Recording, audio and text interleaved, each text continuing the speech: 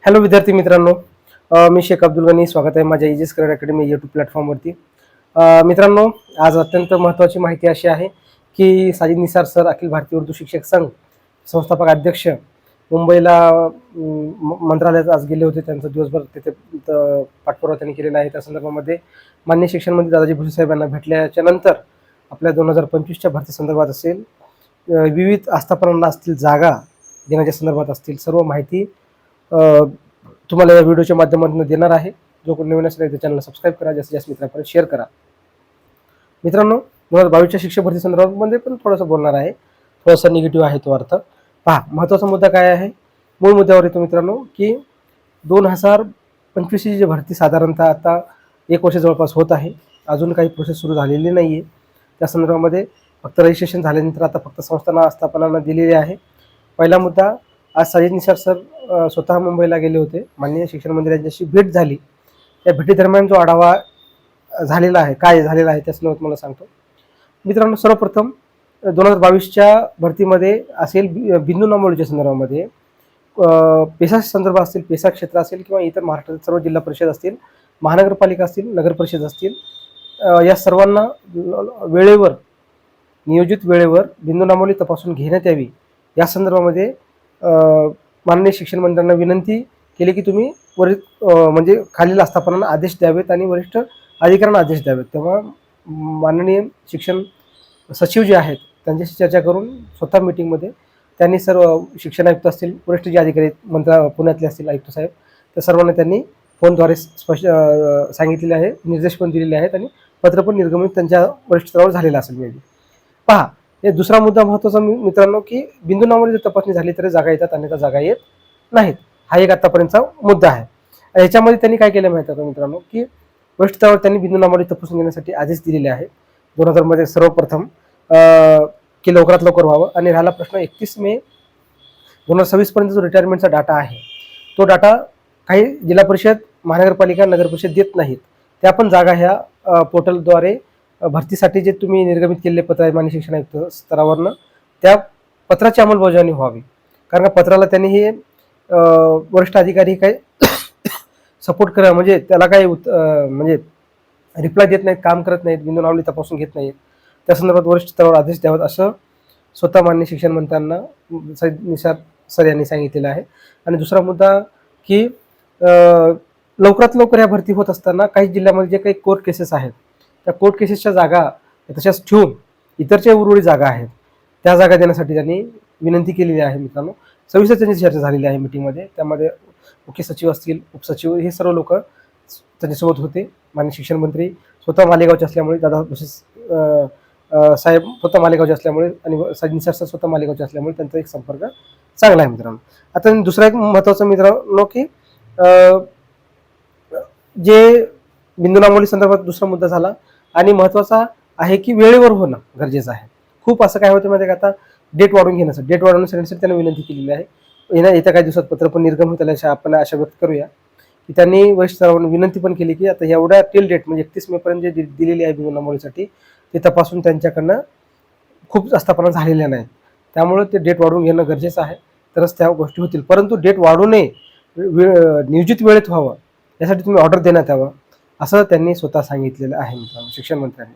त्यामुळं आणि त्यांना 2025चीच भरती त्यांच्या अजेंड्यावर आहे, एवढं तुम्हाला सांगायचं आहे.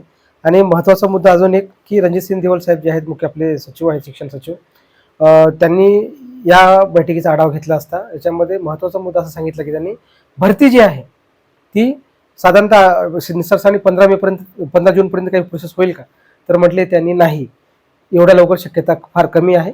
पुढं आपण याला अजून डेट एक्सटेंड करून सर्व आस्थापना जास्तीत जास्त जागा कशा येतील त्याच्यावर आपण हे करूया, असं त्यांचं ऑर्डर आहे. आणि त्याच्यानंतर दुसरा मुद्दा असा मित्रांनो, की जसं विविध नगर परिषद आस्थापना ज्या आहेत ते ऐकत नाहीत, त्यांना ऑर्डर देण्यात यावं असं त्यांनी सांगितलं. आणि अजून एक पत्र शिक्षण आयुक्त कार्यालयातून निघेल अशा आशा आहे 31 मे पर्यंत, की डेट वाढून देण्यासंदर्भात. ठीक आहे. दुसरा, आता तिसरा मुद्दा महत्त्वाचा आहे बीएमसीच्या संदर्भामध्ये मित्रांनो. बीएमसीमध्ये इंग्रजी माध्यम असेल, उर्दू माध्यम असेल, मराठी माध्यम असेल, यांच्या जागा खूप आहेत, परंतु बीएमसी जागा देत नाही. हे प्रकरण आम्ही अतिशय अजेंड्यावर घेतलेलं आहे की बीएमसी जागा अत्यंत येणं खूप गरजेचं आहे मित्रांनो. कारण का मेट्रोपॉलिटन सिटीमध्ये इंग्रजी माध्यम, हिंदी आणि उर्दू माध्यमाच्या जागा जास्त येत असतात, कारण का शाळा ह्या खूप असतात. ग्रामीण भागामध्ये या शाळा नसतात जास्त करून, ठीक आहे, इंग्लिश माध्यमाच्या वगैरे आणि हिंदी माध्यमाच्या. कारण का भाषेत जी संख्या आहे त्यानुसार त्या शाळा त्या भागामध्ये असतात. तर मित्रांनो, स्वतः तेथील मुख्य सचिव जे BMC जे आयुक्त आहेत,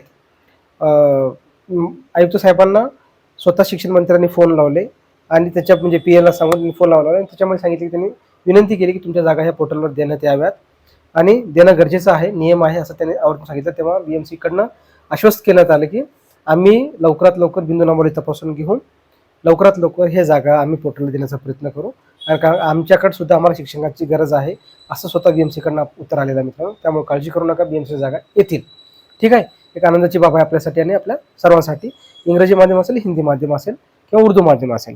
आता त्यांनी रोस्टर तपासणी झाल्याच्या नंतर जे कोकण भवनची माहिती तुम्हाला मी सांगणारच आहे. कोकण भवनला पण आपली एक टीम गेलेली आहे आणि याच्यानंतर ते तुम्हाला कोकण भवनाची माहिती सांगण्याची कोणकोणते रोस्टर कंप्लीट झाले, बाकी आहेत आणि होणार आहेत मित्रांनो. ठीक आहे, 8 जिल्हा परिषदचे रोस्टर तपासून झालेले आहेत. मी तुम्हाला काल पण सांगितलं, आज पण सांगतो परत की त्या रोस्टर माझ्याकडे पण आलेले आहेत काही, ते तुम्हाला मी आता आवर्जून सांगतच जाईल. काही काही आतापर्यंत झालेल्या नाहीत, काही काही जणांचे फायनल राऊंडमध्ये चालू आहेत, पण आता रोस्टर कंप्लीट लवकर वेळेवर होत आहेत, एवढं तुम्हाला आनंदाचं सांगायचं होतं. आणि राहिला प्रश्न जे महानगरपालिका ह्या जास्तीत जास्त समायोजनामध्ये काम करत आहेत. पुणे महानगरपालिका असेल, पिंपरी चिंचवड असेल किंवा इतर जेवढा असतात महानगरपालिका आहेत, मॅक्सिमम समायोजन करण्याचा प्रयत्न करत आहेत, जेणेकरून जागा ह्या पोर्टलला देण्याची त्यांची मानसिकता फार कमी आहे. म्हणून आपण सर्व जे इतर जे सर्व माध्यमाचे मुलं आहेत, ह्या आपण महानगरपालिका, नगरपरिषद, जिल्हा परिषद, महानगरपालिकेवर आपण लक्ष देणं खूप गरजेचं आहे, तरच काही होऊ शकते. आणि तेच मुद्दा स्वतः त्यांनी शिक्षण मंत्र्यांसमोर मांडला मित्रांनो. अजून एक महत्त्वाचं, नगर परिषदेमध्ये काही ठिकाणी 2 जागा, 4 जागा, 5 जागा, 6 जागा, 8 जागाच्या जागा असतात. त्या पण जागा सुद्धा आपल्याला महत्त्वाचं, कारण एक जागा सुद्धा आपल्यासाठी महत्त्वाची आहे मित्रांनो. कारण एवढं एक तुम्हाला सांगायचं होतं. अजून एक महत्त्वाचं की 2022च्या संदर्भामध्ये मित्रांनो, 22च्या संदर्भामध्ये एक महत्त्वाचा मुद्दा असा आहे की 2022 मधील जे 15 दिवसापासून पॉझिटिव्ह काही बातम्या चालू होत्या, हे पण तुम्हाला सांगितलं आहे. परंतु कुठंतरी वरिष्ठ मंत्रालयाची बाबू कलम कसाई जे लोक म्हणतो आपण, त्यांची मानसिकता नाही 22च्या भरती राऊंड लावण्यासंदर्भामध्ये. ठीक आहे, त्यांनी जो प्रस्ताव किंवा त्यांनी जो विषय जो आहे तो माननीय मंत्र्यांपर्यंत निगेटिव्ह अर्थाने नेला, लक्षात असू द्या. म्हणजे ह्याला जबाबदार कोण आहे माहिती आहे का? मंत्रालयातले वरिष्ठ अधिकारी आहेत. मग क्लिअर कट सांगतो. आणि त्याच्या संदर्भामध्ये त्यांची मानसिकता नाही, जसं की त्यांनी ते घरून दिल्यासारखं असं करत आहे. त्यामुळं कसं आहे, अधिकाऱ्याने जर समजा मंत्र्यांना व्यवस्थित समजून सांगितलं, तो मुद्दा किती महत्त्वाचा पटवून सांगितला, तर त्या गोष्टी पॉझिटिव्ह होत असतात. 1 महिना झाला मित्रांनो 22चे मुलं प्रयत्न करतात मंत्रालयामध्ये. 1 महिना झाला.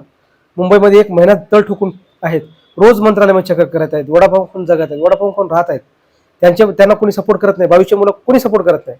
आणि 22चे मुलं जर एकत्र येऊन लढले तर ह्या गोष्टी होऊ शकतात, झालं असतं. पण ह्या गोष्टी कुठेतरी तुम्ही जबाबदार आहे किंवा आपण सर्व जबाबदार असं मला वाटते.